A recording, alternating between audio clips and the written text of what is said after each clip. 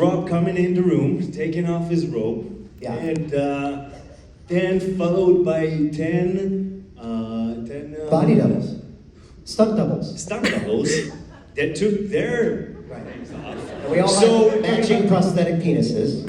Thank you. With a G-string kind of thing that Yeah, waggles that- around. right. They really complimented the whole situation. Thank you so and, much. So we're starting this, and it's a night shoot, Yeah. and we're doing it, and it's crazy, and we worked on it for so long, and you were so amazing. And he's fighting Mother's Milk, and then Kimiko, and then running to me, and we're doing it over and over and over again, and every time you need to switch, right? Because the stunt doubles does some things, and then he comes and standing. Right, and it was weird. Like like one of my guys had a tattoo, so he had the tattoo on or off, and some of the guys had red eye, and some guys didn't, so I had contacts coming off and on. So anyway, it's like 3 in the morning, baby. It's 3 in the morning, and that day, listen, my neck was sore, all right?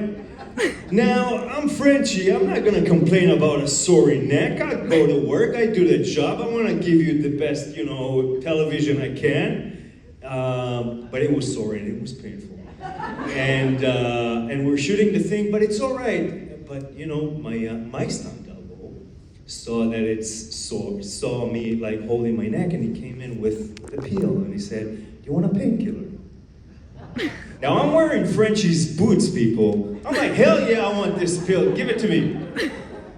Swallow it down, and we're doing another take, and it's going great. That's how I remember it. It was, yeah, it was great. And then we get to the close-ups, right? The most important scene, and I'm giggly. I don't know. I'm happy. I feel as all of a sudden something comes over me, and my neck is so loose, and I'm amazing. Like it's gonna be amazing. It's gonna be so beautiful. And we start and we do the scene, and Rob's do Mother's Milk fight, and Kimiko, and he runs to me, and we have this whole thing with the fountain of chocolate happening, supposed to happen. But as we're doing the scene, it's a lot of combos, right? You're going and I'm ducking, and Yeah. slowly everything is turning into slow motion. It's kicking in. It is kicking in. And I was so shy when they took everything off. I never looked at the fake prosthetic penises. But there is Rob punching and something is moving. So I had to take a pic. And guess what? I got stuck. And and as my gaze comes up, I see Rob's just coming in, knocked me out cold. If this guy wants to play a boxer, it's a done deal. Nobody's gonna cast me against boxing. I'm lying on the floor. Everything is daisy. I'm seeing stars. And my sight is coming back. And I see Rob's face. And he's like, "I'm so sorry, Tommy. I'm so sorry. Are you okay? Are you okay?" And then I see some other stuff that is moving. The 10 stunt doubles, butt-ass naked, came around Rob. And they're standing like this. I'm on the floor. He's like this. Yeah. And I see 10 prosthetic penises. Are you okay, man? Just stay safe. Stay down. I know. Everyone got their own, idea of what I should do. And Yeah, the on-set photographer sent me a picture. It was before the other guys came over, and it's just you out, and I'm next to you. I felt awful. I'm right next to you, and I'm butt naked. Like, that's the thing you gotta remember too, and I'm naked. This is one of the leads of the show. Like, my one job is to not hurt that face. But it's such a quick dance, right? It's like you don't have time to course correct, right? This is the way my move is that, and his head was there. I was like, why? No! And he went down, and his eye went, oh.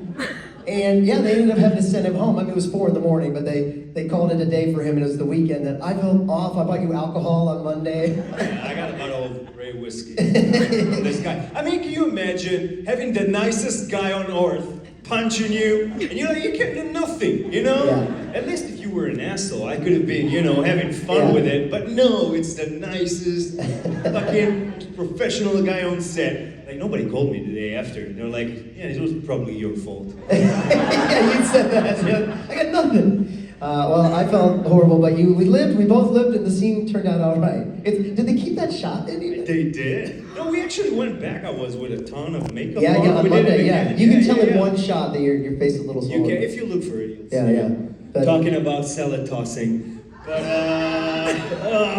Well, you have a lot no of... more pink eye. But I'll tell you that much. Man, brother, you helped me so much because I will never, ever take any painkiller again in my life. Because in my head, I know when I take a painkiller, I see a lot of dicks around.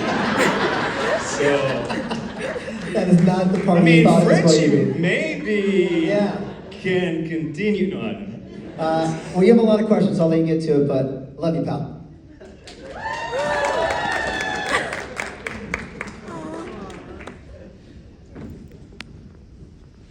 I can't believe I just I told that story a couple of minutes ago at the VIP meeting, and I was so anxious, and I told him, should I tell it? It's the first time, but again, it feels so good. I'm not alone anymore.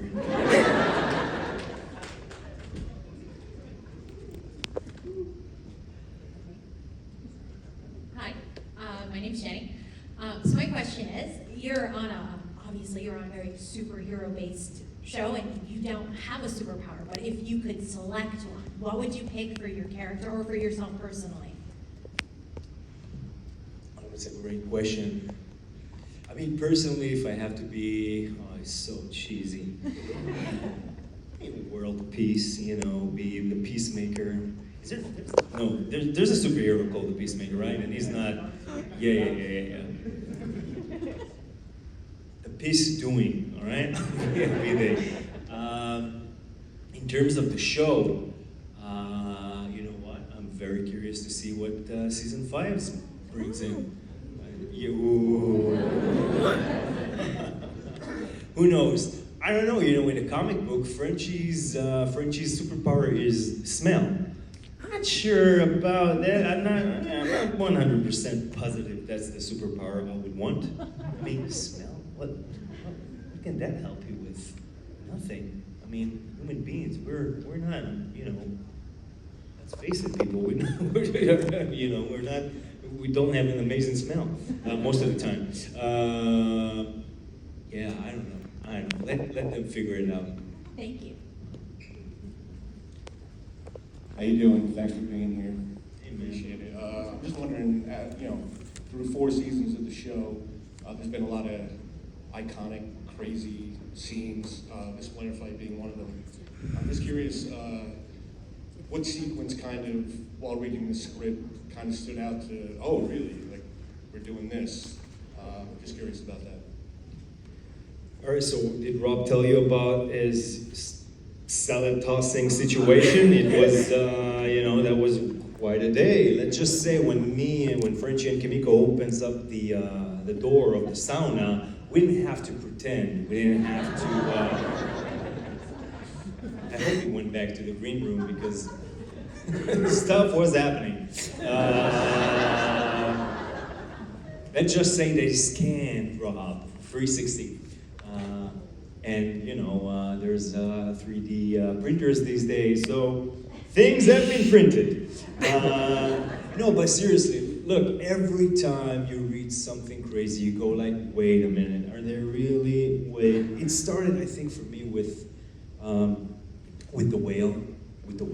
Reading the whale scene, you go back and you reread it, and you go like, how are they going to do that? Obviously, the show. One of the things that is so great about it is you see some shit you never saw before on television or thought you would have to see in real life, and you think, well, how is this gonna happen? Green screen or something. And there was a talk. They didn't want to tell us how they're going to do that.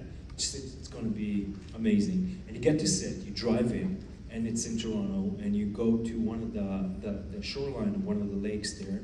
And it's a sunny day, and I drive in, and then a shade comes all over my car, and I go like, cloudy, what? It's, and you look up, and you see a 100 kilos of animatronic whale going on, coming down from cranes on the beaches of Toronto, and you're like, oh my God. It's one of those moments, or obviously, I don't know if you guys remember, how can you not? Termite. Oh my God. Yes, sir, they did build a 3-story high pinnace. There was, yes. They actually put some, the things you stand on to build stuff in order to compose that beautiful specimen. And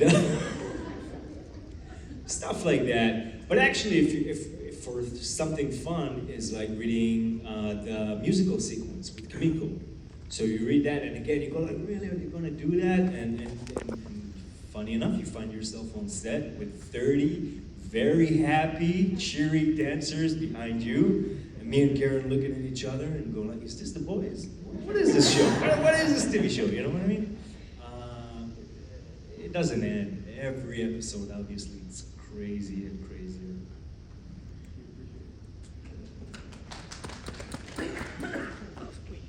Hi, Tomer. So my question is about your jacket and if the pins and the patches that are on it. Do you have any say in the design of that, or is that completely the costume department? It's a great question. Thank you. Definitely, we have a say. Yeah, I'm proud to say that I composed Frenchie's jacket. It's one of the things with our show, and it doesn't happen a lot in show business. When you get a big scale of a show, and obviously we're like 10, profound characters in the show, so it's a lot of cast, and everybody has his own story, and everybody wants to pitch in, but the openness of Eric Ripke, the writers, before going into shooting a season, with combining the character from outside to the inside, giving us a chance to explore, to have some jokes in and out, and really put something from our own selves in the character. It's something that I'm grateful for every day coming into work. We get to pitch some stuff comes in, some stuff goes out, but when it's in the movie, it's like we're doing this together. And also with playing with the other guys, like, the boys, when we have scenes together, it's crazy. Sometimes it feels like we're really the boys for a second. I mentioned it before, I will be farting towards Laz's direction, Mother's Milk. And he goes like, what the fuck? And then action. And we go into an MM and Frenchie scene, I want to say it's my own creativity, but I learned it from Carl Urban. So, yes. Thank you. Hi. Hey. So my question is, who in the cast do you think is most likely to just absolutely demolish a strawberry daiquiri? What? I said what I said. What is wrong with you? I'm trying to get a consensus here. Deep, right?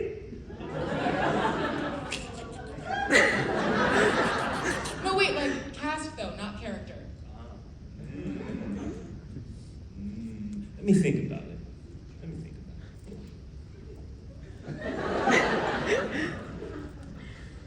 I'll write something. Okay. Hi. The comics are obviously quite different from the show, so I was wondering how the Frenchie in the comics kind of helped shape your Frenchie.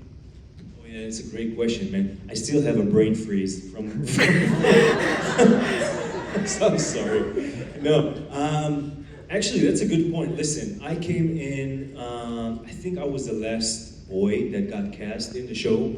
So they already started filming the first episode. Frenchie comes in the second episode of the first season, and they didn't find their Frenchie. And it was kind of a last minute thing where in about 5 days, I was on a plane reading through the material, the volumes, the original material, and kind of trying to figure out how am I going to portray this guy and do justice with people who does love the comic book or people that doesn't know, or just maybe, pretend that I'm French. It was hard enough.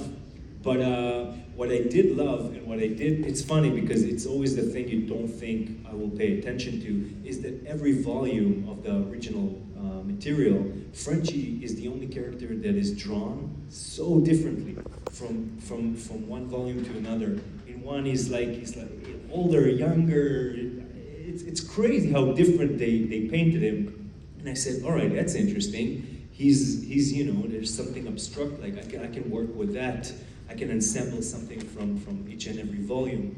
And I remember like the first thing that came into mind is I'm gonna land in Toronto where we shoot the show, and I'm just gonna pretend that I'm French and see how that goes.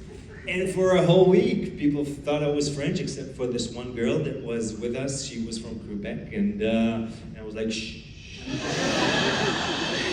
Don't ruin this for me. It's going great.